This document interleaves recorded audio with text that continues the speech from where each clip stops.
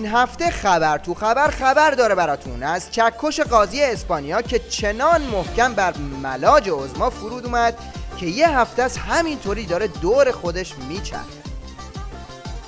از وقتی این خبر مثل بمب رسانه‌ای توی جهان منفجر شد و از اونجایی که این روزا جنایتکارای جنگی یکی یکی دستگیر میشن و پای میز محاکمه میرن، مزبگیرای خامنه‌ای توی عراق هم دیگه آسایش ندارن و حتی توی خواب هم از دست پلیس فرار میکنن، مثل این یکی که ظاهراً بد جوری گیر افتاده.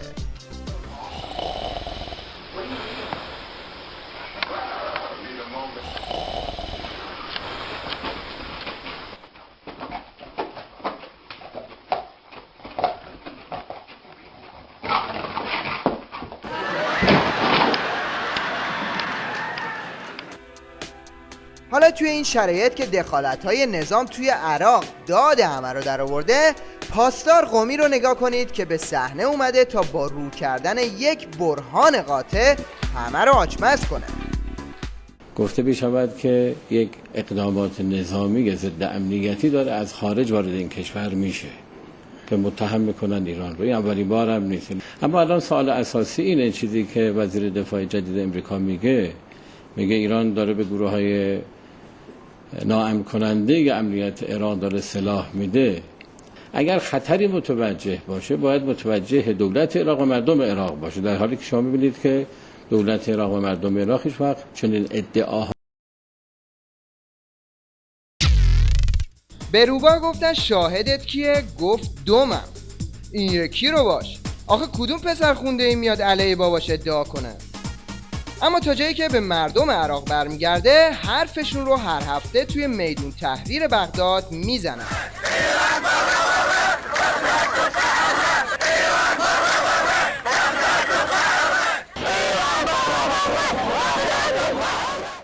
خلاصه از ما گفتن داستان دخالت‌های نظام توی عراق دست آخر روی سر خودش خراب میشه. مثل این زاغ فضول هی انگولک میکنه ولی آخرش Boom! Boom! Over! Boom!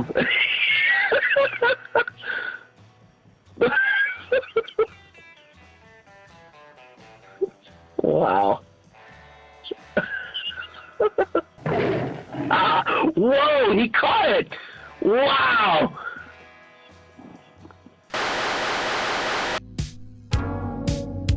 حالا بشنوید از شیخ شهاب قلمبه که با تیپ راسل کرویی اومده اندر باب پروتکل لباس آخوندی حرف بزنه. خود امامه به سر گذاشتن خیلی مسئله است. من در سلوک آخوندی یه آدابی این لباس داره. خب اگر مثلا مهمونی میاد منزل من و یا مثلا من جایی میرم مهمونی، نوع پوشیدن این لباس، این پروتکلی که داره و آدابی که داره نشون میده. عبا مثلا امام ببینید تو اون دیداری که داشتن امامه به سر نداشتن. کدیده؟ وزیر خارجه شوروی وقتی بله امامه به سر نداشته؟ نگاه کنید پیژامه هم به پا نداشته. از حضرت امام بسیار متشکرم. ایشون بگید که من میخواستم که جلو شما یه فضای بزرگتر باز کنم. Но тем не менее на то свое послание ответ не получил. خب البته کسی که از تو استپ یه باره بیاد بشینه روی تخت سلطنت همین میشه. وسط ملاقات رسمی بلند میشه میره دنبال دفتر امام. این که دیدید یه نمونه از پروتکل گاوی به سبک امام بود. حالا برای اینکه این پروتکل ها رو ارتقا بدن اومدن برای آخوندها حوزه های مدرن درست کردن. این هم نظر پاسدار ازغدی درباره نتیجه این حوزه های مدرن. این مدارس مدرن طلبه‌گیری می ساختن، یادتونه شروع کردن هی موجی که همونجور ساختن هم دیگه. همه با خودشون گفتن به به عزت مذهب و روحانیت. ببین یک روزی طلبه ها بایستی تو حجره های نمدار درس میخوندن. داریم الحمدلله طلبه های درست میکنیم که سلف سرویس غذا میخورن، نوشابه سر میزاشون میارن، لباساشون هم میگیرن تو لباسشون میشونن شسته تحویلشون میدیم. ببین چی در میاد از این دانشگاه های مدرن اسلامی. چی در آمد؟ چی در اومد؟ واقعا سوال خوبیه. هیچی. اساتیدی مثل این آیت الله کتاب دزد در اومد.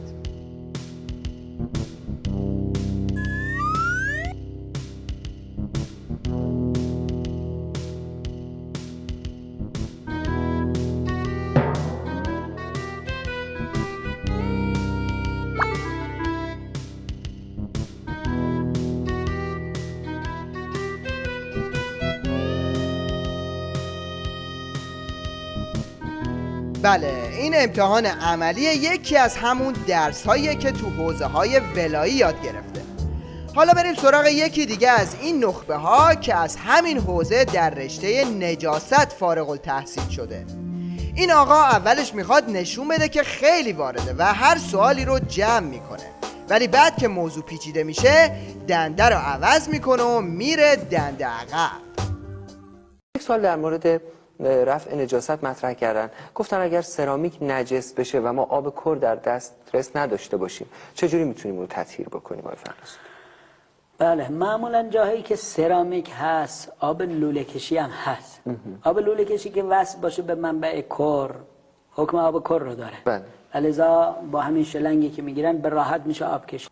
شلنگ رو میگیرن جایی که نجس هست، شیر آب رو باز میکنن، آب که اونجا رو گرفت شیر آب رو میبندن، دیگه پاک است، مشکلی نداره. همین به همین راحتی.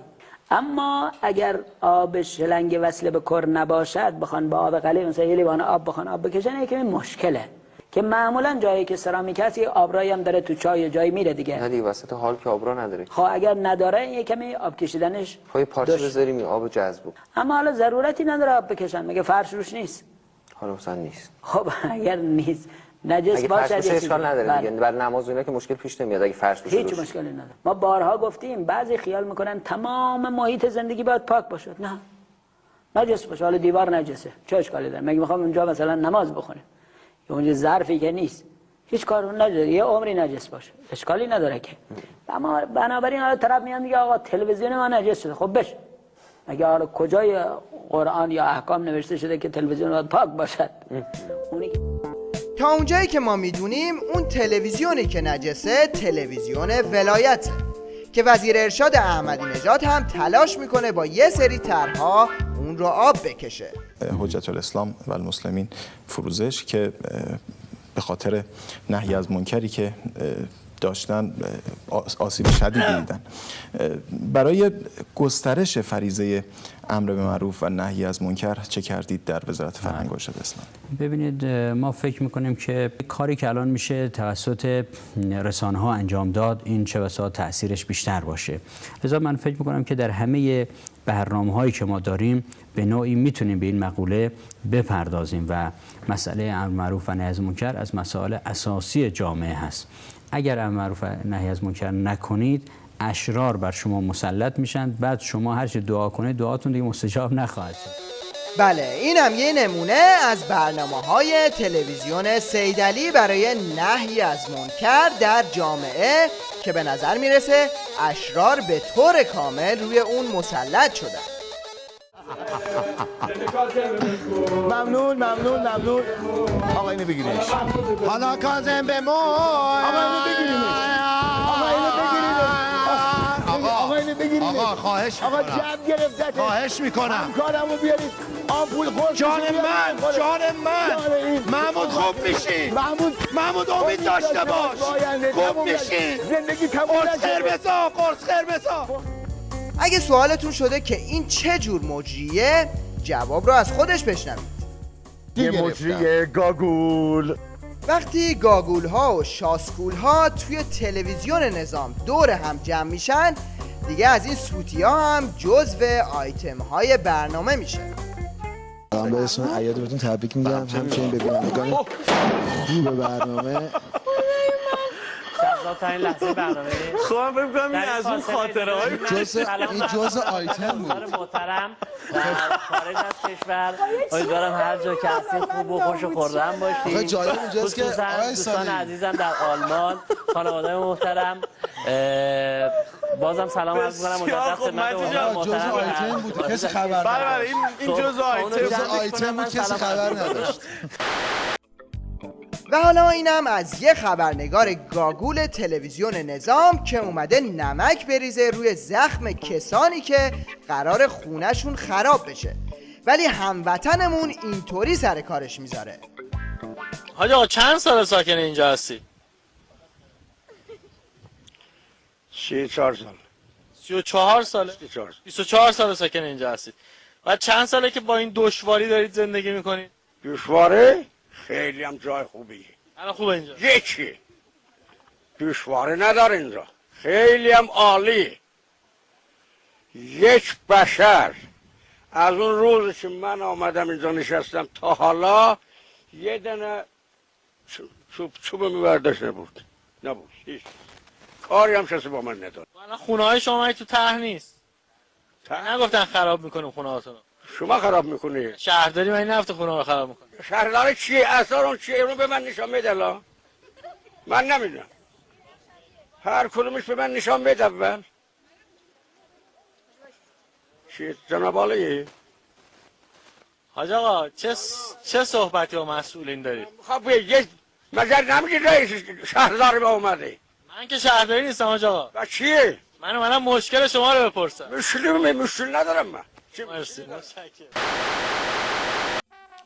در پایان توجه شما را به یه سوتی نمونه جلب می‌کنیم از استاندار گیلان که اومد فیگور مردمی بودن بگیره و خودش بره تو شالیزار و یه فیلم تبلیغاتی بگیره، اما فیلمش قابل پخش نبود. حالا چرا؟ خب خودتون ببینید.